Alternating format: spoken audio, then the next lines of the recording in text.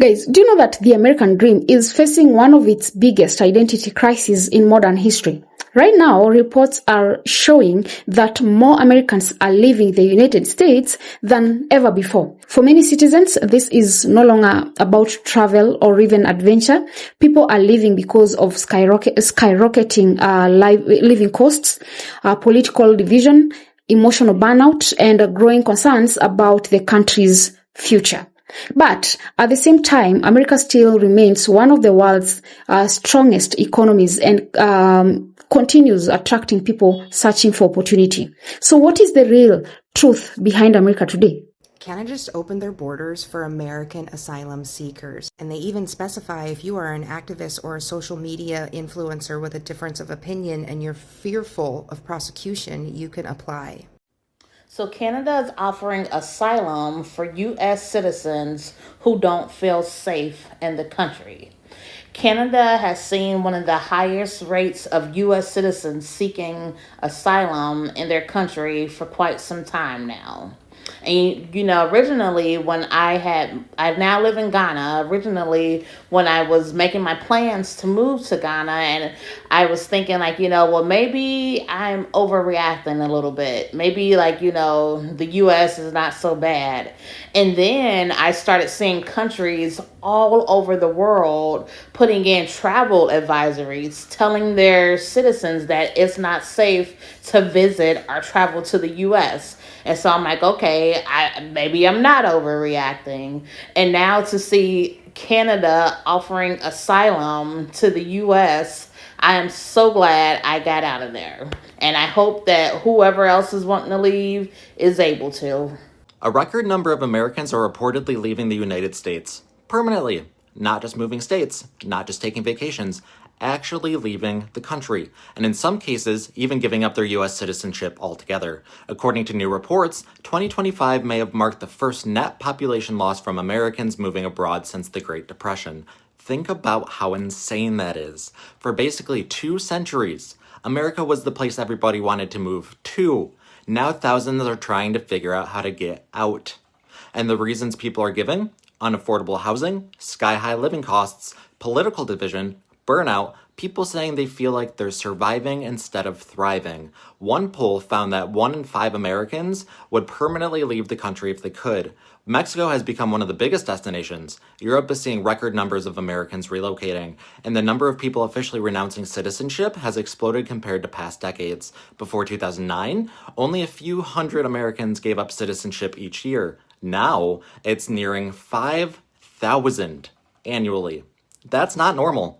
And honestly, whether you're left, you're right, independent, whatever, this should probably set off alarm bells for everybody, because when people start giving up on the country itself, that's bigger than politics. Well, here we are, it's Friday, and we are just literally minutes away from the border to Canada as we flee the U.S. Who would have thought at age 60 that this would be our day and our plan and our actions? And I know fleeing sounds dramatic and like something from a movie, but it's really true. We just feel so scrutinized and so silenced and so being portrayed as enemies within and being portrayed as domestic terrorists because we're standing up for what we believe in this country and what we believe is being violated and is going into an authoritarian regime, and is in it actually, and has been since he hit the ground running in January, the day he was inaugurated.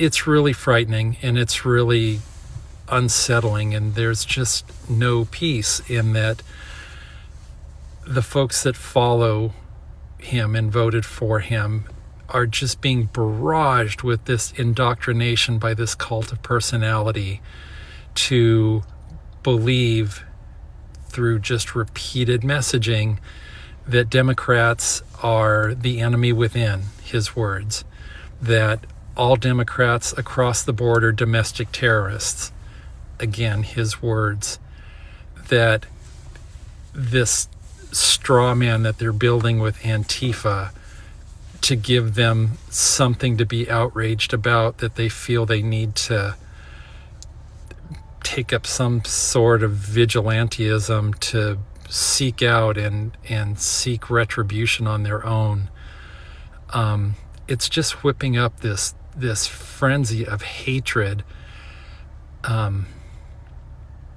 just like 80 years ago in Germany in the 40s, when the authoritarian regime there and their leader were messaging out the same things about how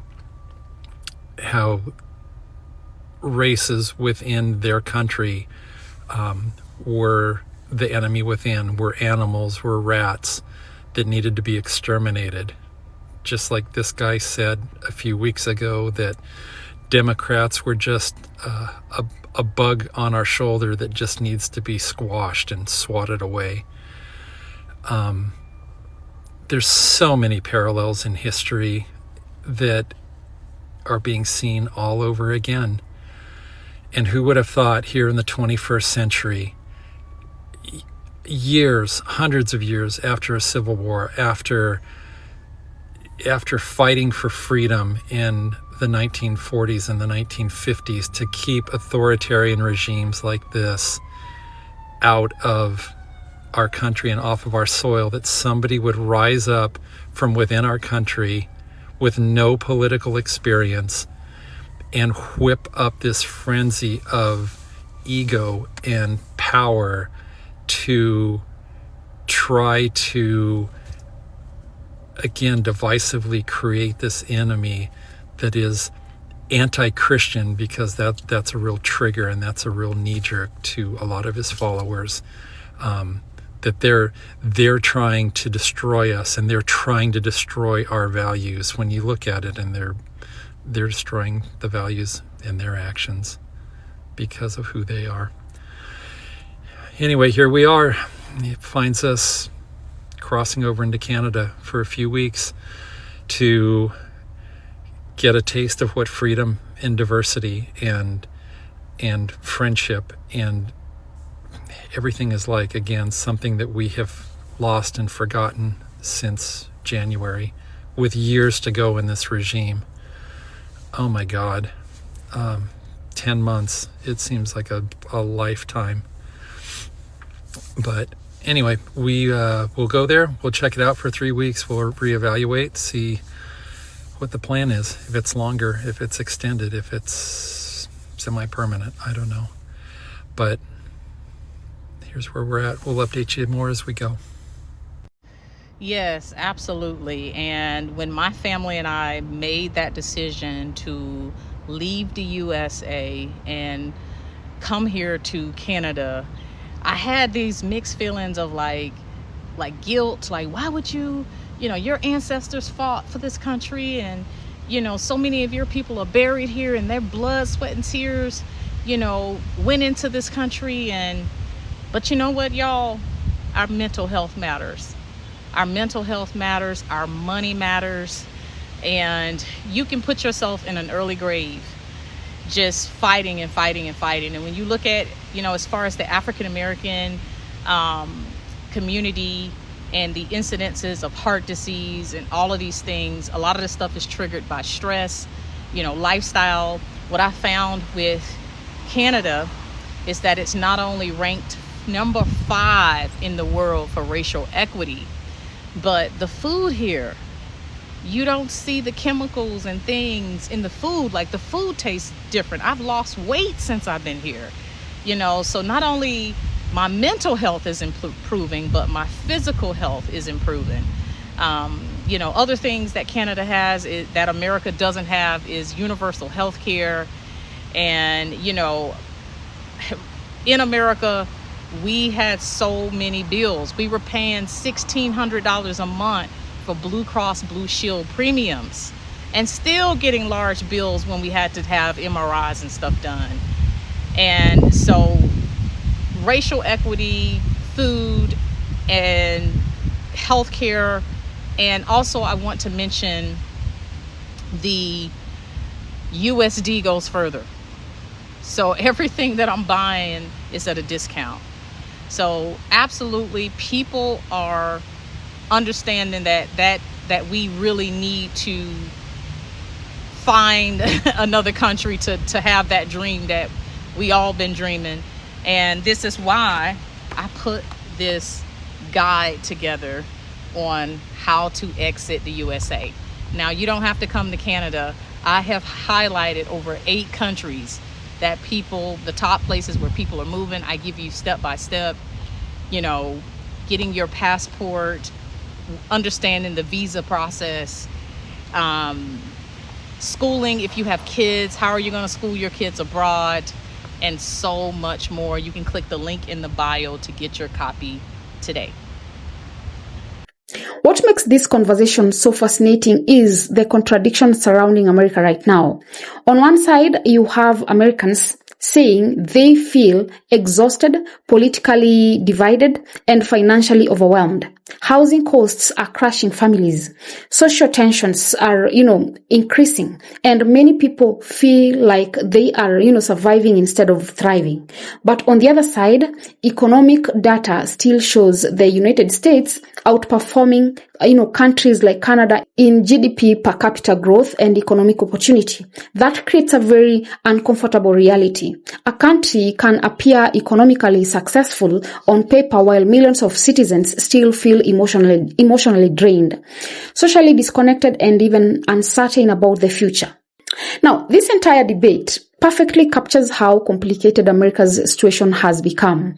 For generations, the United States represented ambition, freedom, financial opportunity, and success. Millions of people across the world dreamed of building, a better life there because America symbolized hope and upward mobility. But today, many Americans themselves are starting to question whether that version of, the country still exists. And when you examine the reasons people are leaving, the concerns begin to make sense. The cost of living has become overwhelming for many families. Housing prices continue rising in major cities. Rent is becoming unaffordable for ordinary workers. Healthcare expenses remain incredibly high, and student debt still affects millions of people trying to build stable lives. Even individuals with decent paying jobs often feel trapped financially. That pressure slowly changes how people think about their future. At some point, success stops feeling realistic and survival becomes the priority. And when citizens begin feeling emotionally exhausted by everyday life, relocation starts looking more attractive. Then there is the political environment. America has become deeply polarized. Political disagreements no longer feel like normal debates between citizens with different opinions. Instead, political opponents are increasingly treated like enemies. Social media has amplified anger, hostility, and division to levels many people have never experienced before. Some Americans now openly describe feeling scrutinized, silenced, or even demonized because of their political beliefs. Others fear that the rhetoric being used by political leaders and many personalities it's becoming more aggressive and emotionally manipulative. The comparisons being made to authoritarian governments from history may sound extreme to some people, but the fact that citizens are even comfortable making those comparisons reveals how emotionally unsettled parts of society have become. And this emotional exhaustion is pushing many people to look elsewhere for peace. Mexico and Europe are becoming increasingly popular destinations for Americans seeking, affordability, calmer lifestyles, and a stronger sense of social balance. For some people, moving abroad is no longer about luxury or even adventure. It's about mental peace, emotional stability, and even escaping constant stress. But this is where the conversation becomes far more complicated than social media headlines suggest.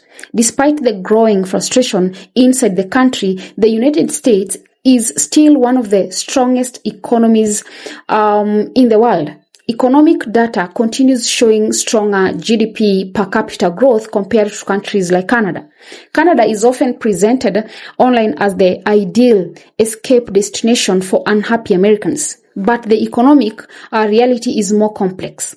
Canada has faced stagnant GDP per capita growth over the last decade, and that stagnation affects wages, housing stability, and overall opportunity. In fact, many Canadians are now moving to the United States in search of better salaries and career growth opportunities, and that creates an interesting contradiction.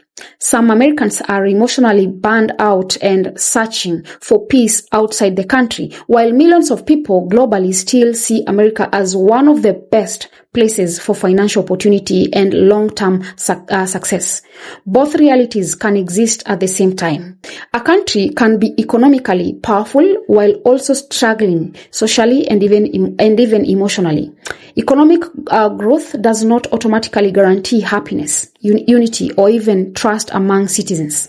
And maybe that is the deeper issue this entire conversation reveals. The modern American crisis may not simply be about money or even politics alone. It may be about people losing confidence that the system still works for ordinary citizens. Because when people begin living not only for better jobs, but for peace of mind, emotional safety, and even quality of life, that signals something much deeper than economies. And the truth is, the world is now watching closely to see whether America can rebuild not just its economy, but also its sense of unity, stability, and even hope.